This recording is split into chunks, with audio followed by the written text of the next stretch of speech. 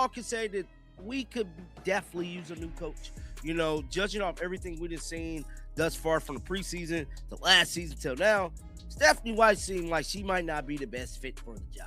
I just got to be honest, man. She's supposed to be this big defensive guru coach, and they're struggling very bad on defense, rebounding in particular. But we'll have to see how this season play out. Something I do like that Stephanie White did is that she's giving Caitlin Clark the ball a little more. Now, I don't think this is Stephanie White doing this by choice. I think this is Stephanie White doing this because she'd have to. Because with what I'm about to read y'all right now, Caitlin Clark finally reached her limit. The superstar who practically built the Indiana Fever's bank account with her bare hands wasn't about to let Stephanie White dismantle everything she's worked for. It wasn't just a simple disagreement. It was a total breakdown of trust right in front of the entire organization. The locker room tension had been brewing for weeks, but the moment Clark snapped, everyone knew the power dynamic had shifted forever. This wasn't just about a basketball game. It was about the survival of a multi-million-dollar empire that rests entirely on one player's shoulders. The silence that followed her outburst was deafening, signaling a change that no one saw coming. Clark is helping them make millions upon millions of dollars, man. So this is trending on Twitter as of right now. It's being reported that Indiana Fever franchise value hits $560 million after Caitlin Clark boost. The value at $560 million is ahead of the 2026 season, up from $90 million in 2024, placing them the third behind the Valkyries and Liberty. Clark drove merchandise sales up 60%, and she secured the 2025 All-Star Game and inspired a new $78 million practice facility that is scheduled to open next year. Stephanie White walked into Indianapolis with the reputation of a defensive mastermind, a guru who would turn the Fever into a brick wall. Instead, the team has been hemorrhaging points and struggling with basic rebounding like a middle school squad. Fans are watching in horror as the so-called expert strategy falls apart on national television. It feels less like a coaching plan and more like a systematic dismantling of the team's potential.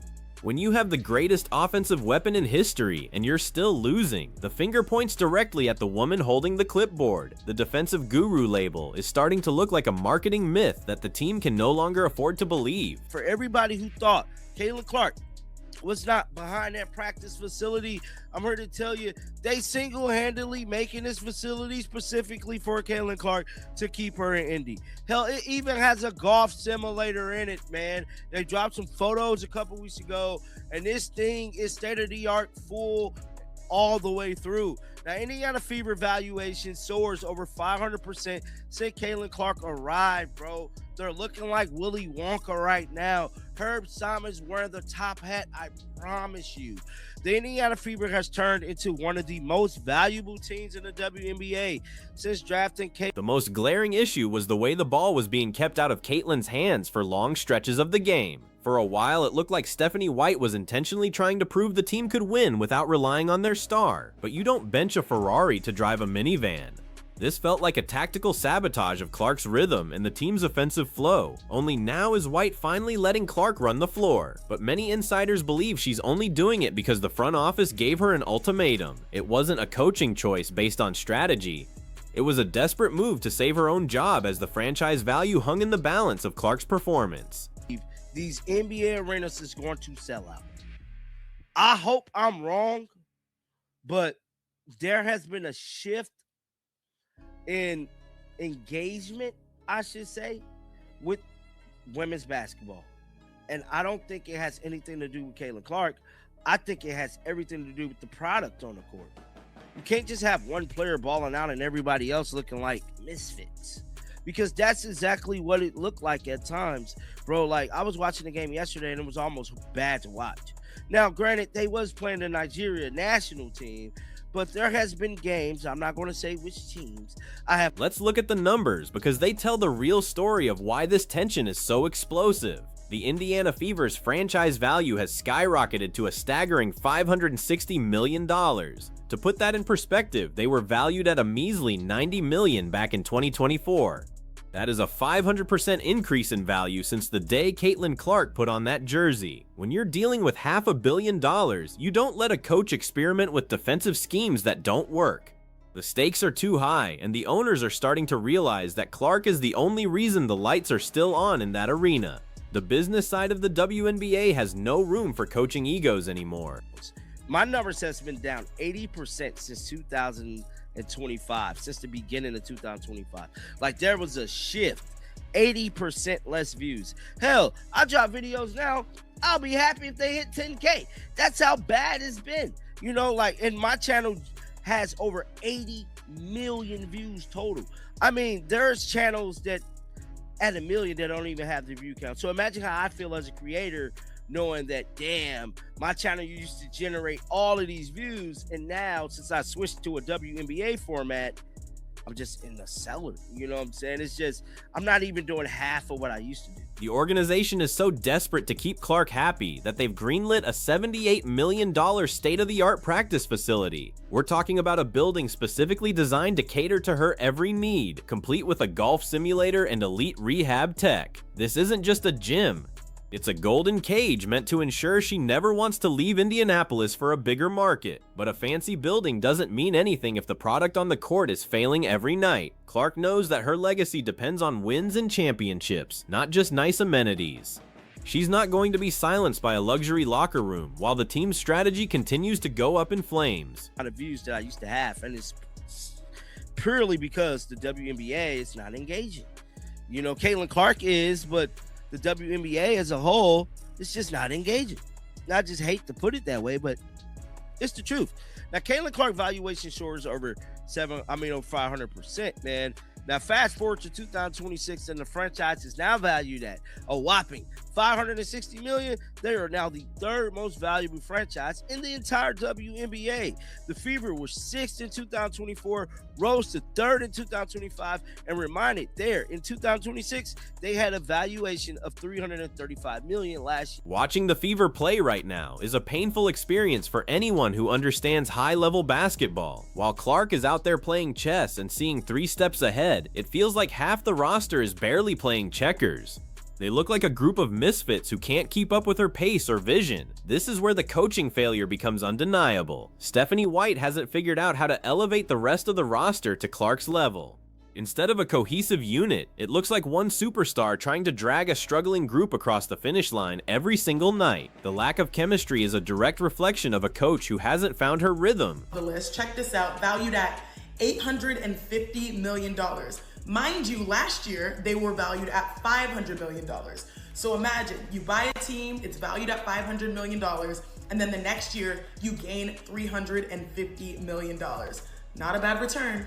Next on the list, the New York Liberty at $600 million, the Indiana Fever at $560 million. Again, look at the huge jump just within a year or two. Seattle Storm, $425 million. We've got $400 million, $300 million. And the last on the list, the Atlanta Dream, small but mighty, at $280 million. WNBA. There is a dark cloud hanging over the league that nobody wants to talk about. While the valuations are up, the actual engagement is starting to crater. Some creators are reporting an 80% drop in views compared to the peak of the Clark hype earlier this year. The honeymoon phase is officially over. People tuned in to see greatness, but they're staying for the mess. If the Fever keep playing this uninspired brand of basketball under White's leadership, the fans will start looking for the exit.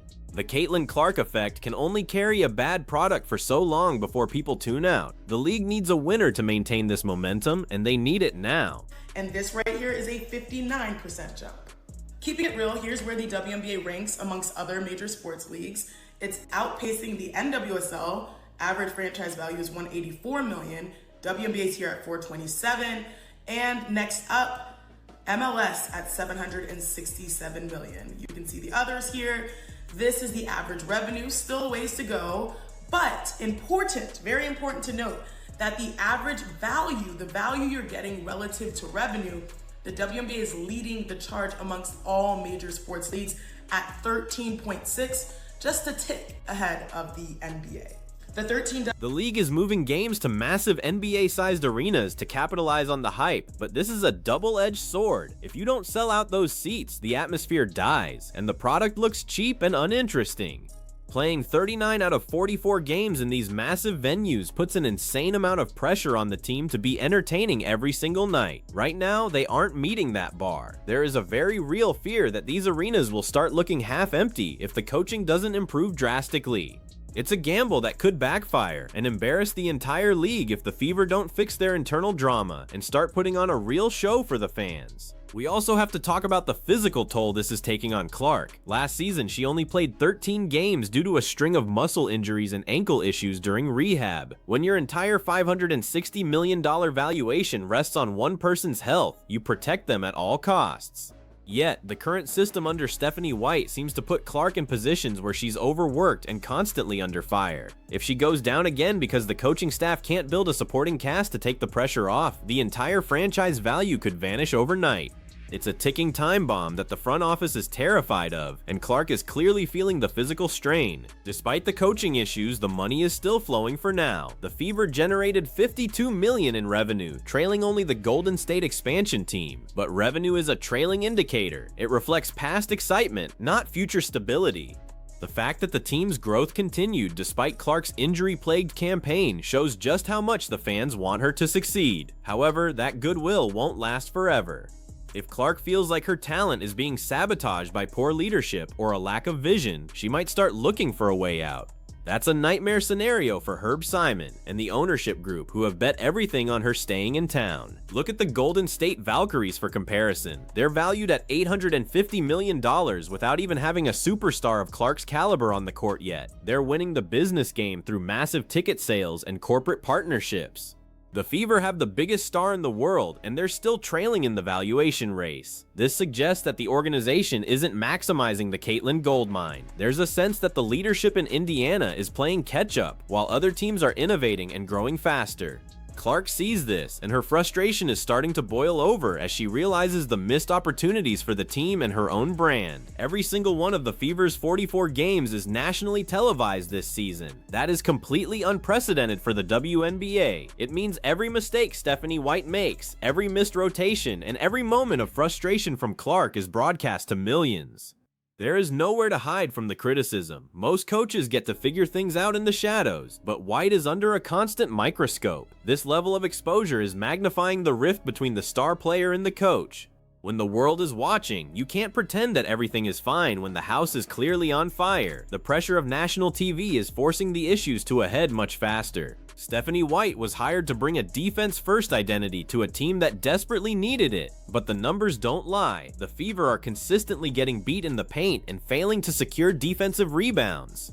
It's a fundamental failure that points to a lack of accountability during practice sessions. If you're a defensive specialist and your team can't stop a nosebleed, what exactly are you bringing to the table? Clark is a pure competitor who hates losing more than she loves winning, and watching these defensive lapses night after night is clearly driving her to the breaking point. She expects excellence, but she's getting mediocrity from the staff. Caitlin Clark's merchandise sales are up 60%. People are buying the jerseys, the hats, and the posters because they believe in her. They want the full Clark experience, but when they turn on the game and see a stagnant offense and a confused defense, the brand takes a massive hit. You can't sell a premium product if the performance is budget tier on the court. There is a growing disconnect between the marketing of Caitlin Clark and the reality of the Indiana Fever under Stephanie White's leadership. Clark is savvy enough to know that a failing team will eventually tarnish her personal brand, and she won't let that happen without a fight. There's a new chief in Indianapolis, and it isn't the person with the whistle, it's the player in the number 22 jersey. Clark has realized that she has all the leverage in this relationship. She is the one bringing in the millions, she is the one filling the seats, and she is the one the fans are coming to see. If she decides that the coaching isn't working for her, the organization will have no choice but to listen to her demands. The power shift has already happened. Stephanie White is just the last person to realize she's no longer the one in control of the locker room. The superstar era has arrived, and it's changing the rules of the game for everyone involved. We are witnessing the end of the just happy to be here phase of the WNBA's growth. The novelty of Clark entering the league has worn off, and now fans are demanding high-quality basketball and consistent wins. When they don't get it, they simply leave. The massive drop in YouTube views for WNBA content is a warning shot to the entire league. The WNBA is currently floating on a bubble of high valuations, but those valuations are built on the assumption of continued growth and engagement. If the product on the court, specifically the Fever's product, doesn't improve immediately, that bubble is going to pop with devastating force for the whole league. Sources close to the team are starting to hint at a fractured locker room. It's not just Clark. Other players are reportedly confused by the shifting roles and lack of a clear offensive identity from the coaching staff. When a coach loses the star, they usually lose the rest of the team shortly after.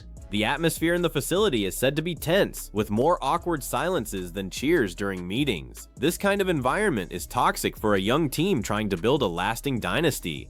If Stephanie White can't win back the trust of her players, her tenure in Indianapolis will be a short and forgettable chapter in the franchise's history. Big corporations didn't sign multi-million-dollar deals with the Fever to be associated with a losing team or a coaching scandal. They want to be linked to excellence and growth.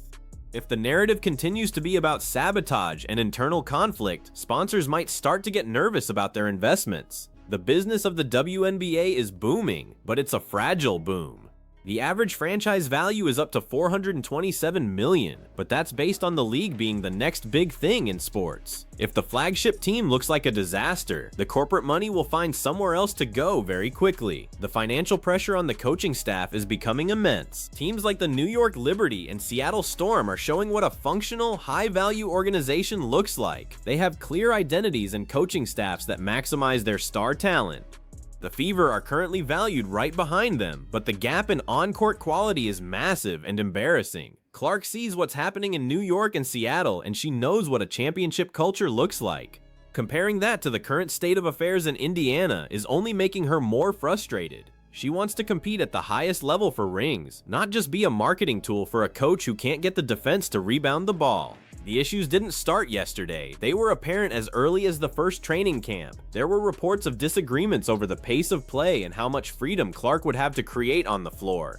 Stephanie White wanted a structured traditional system, while Clark thrives in a high-octane read and react environment. This fundamental clash of philosophies was always going to lead to a blow-up. You can't put a generational talent in a box and expect them to be happy or successful. The sabotage was baked into the strategy from day one, and now the consequences are being felt by everyone from the players to the front office staff. With Indianapolis hosting the 2025 All-Star Game, the pressure to have a winning team is peaking. The city wants to showcase its basketball culture, and Caitlin Clark is the centerpiece of that entire effort. If the Fever are at the bottom of the standings when the All-Star break hits, it will be a PR disaster for the league. The WNBA needs Clark to be the face of the weekend, but they also need her to be happy and engaged. A disgruntled superstar snapping at her coach on the world stage is the last thing the WNBA wants to see during its biggest celebration. The clock is ticking to fix the relationship before the eyes of the world turn to Indy. Ultimately, the decision will come down to Herb Simon. He's the one who has seen his investment grow by hundreds of millions of dollars in just a couple of years. He knows that his loyalty must lie with the person who created that value. If it comes down to choosing between a coach's ego and a superstar's success, it's not even a contest. The sabotage may have been unintentional, but the results are the same.